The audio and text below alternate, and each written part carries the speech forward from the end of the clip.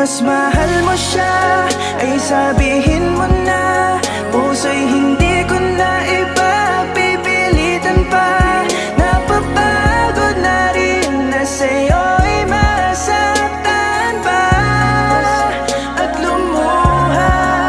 Kung mas mahal mo siya, wala ka nang maririnig. Tulad ko'y di mo na masisilayan pang muli. Ito na ang pagkakataong sabihin na ikaw ay bibitaw.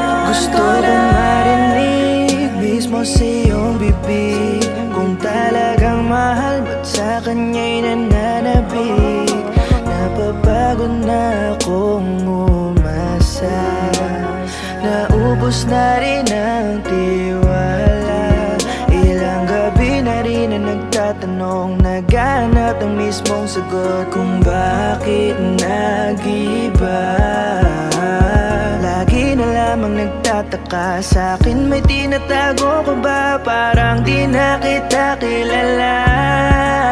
At isang beses kita na nakita, kasama siya at may mahigpit na yakap.